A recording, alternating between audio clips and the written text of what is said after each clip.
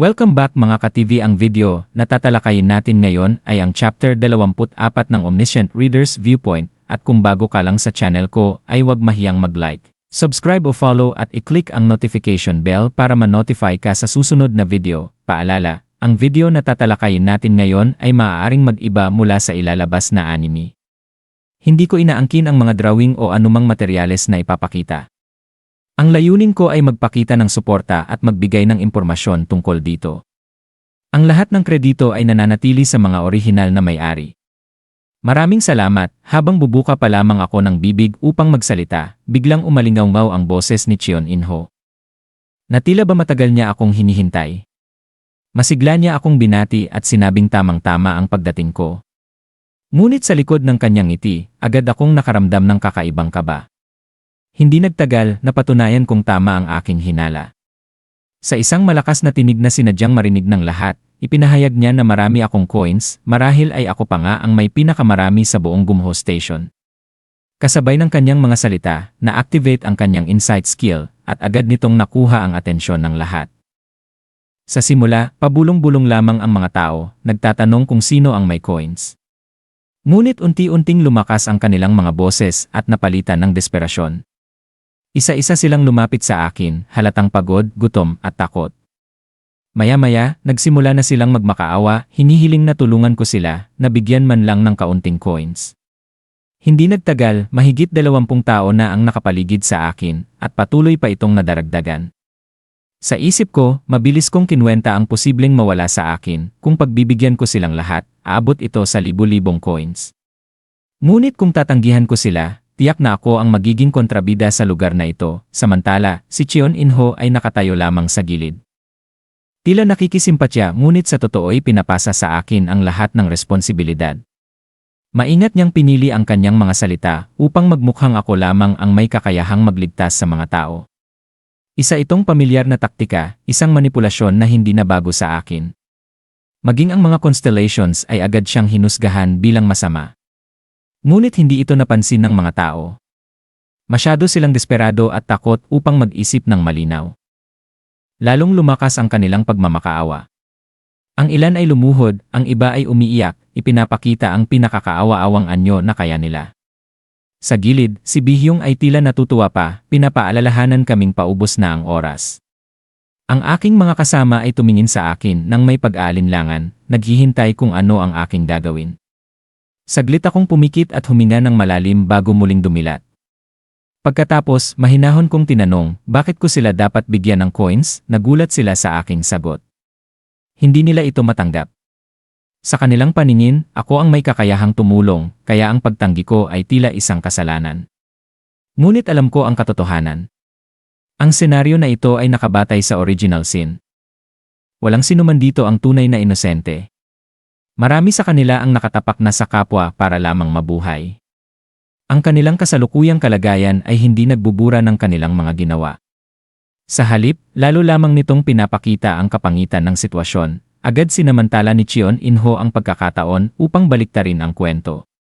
Ipinapaalala niya sa lahat kung paano ako nagbenta ng pagkain kapalit ng coins, na para bang dahil doon ay may mga taong hindi nakaligtas.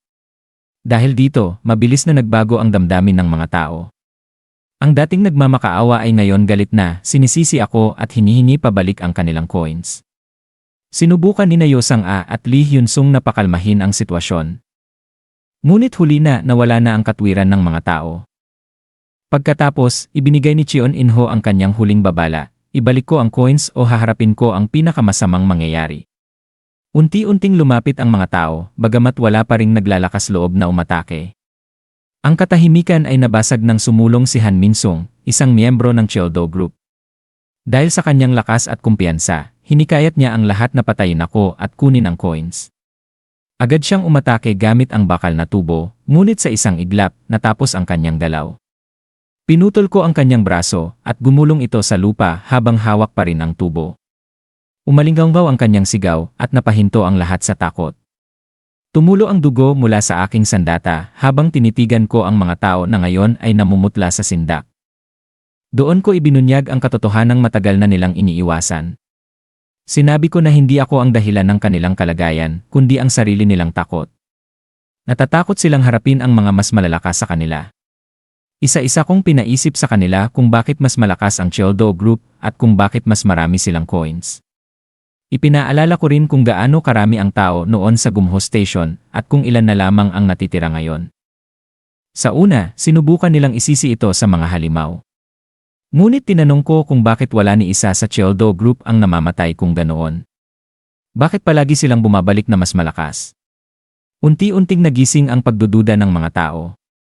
Napatingin sila kay Cheon In-ho at sa kanyang grupo. Pagkatapos, ibinigay ko ang pinakamatinding katotohanan, alam nila na nakakakuha ng coins sa pagpatay ng tao. Ngunit paano nila nalaman iyon kung hindi pa nila ito nagagawa, biglang nagkagulo.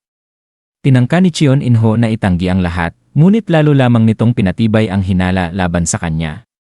Kinuha ng Childo Group ang kanilang mga sandata, habang ang mga tao ay natatakot ngunit nagagalit.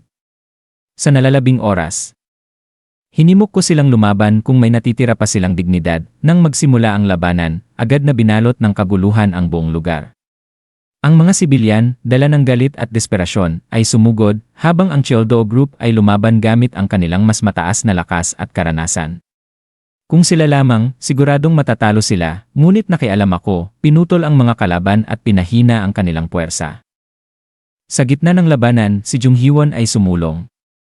Habang tinatapos niya ang mga kalabang aking iniwan, nagising ang kanyang natatagong kapangyarihan.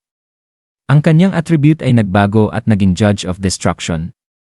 Sa ilalim ng kanyang judgment time, na sinang-ayunan ng mga constellations, naging walang kapantay ang kanyang lakas. Mabilis at eksakto ang kanyang mga galaw, at ang kanyang espada ay nag-iwan ng landas ng dugo. Lumaban din ang iba, sina Yo Sang-a, Lee Hyun-sung, at Lee Gilyaung, ngunit walang makapantay sa pagiging mabangis ni Jung Hyewon. Para siyang isinilang para sa sandaling ito, walang pag-aalinlangan sa bawat pagpatay. Sa huli, si Cheon In-ho na lamang ang natira. Sugatan na siya mula sa pag-atake ng mga tao. Habang mahina siyang tumatawa, lumitaw si Jung Hyewon sa likod niya at tinapos ang kanyang buhay sa isang iglap. Pagkatapos ng labanan, bumalot ang katahimikan. Nakahinto ang mga nakaligtas, hindi maiproseso ang kanilang nasaksihan. Nababalot ng dugo ang paligid at ang bigat ng realidad ay dumagan sa kanila. Maya-maya, sinimulan ng sistema ang pag-aayos ng survival values. Ang mga walang sapat na coins ay agad namatay, pinapatunayang walang sinuman ang tunay na makapagliligtas sa isa't isa sa mundong ito. Sinabi ko sa kanila na gumising sa katotohanan na ito pa lamang ang simula. Habang sila ay nalunod sa kanilang iniisip, ako naman ay nanatiling kalmado. Iniisip na ang susunod na hakbang. Nakuha ko na ang lahat ng kailangan ko sa Gumho Station. Panahon na para magpatuloy, patungo sa Cheongmuro, at diyan nagtatapos ang Kabanata 24 ng Omniscient Reader's Viewpoint.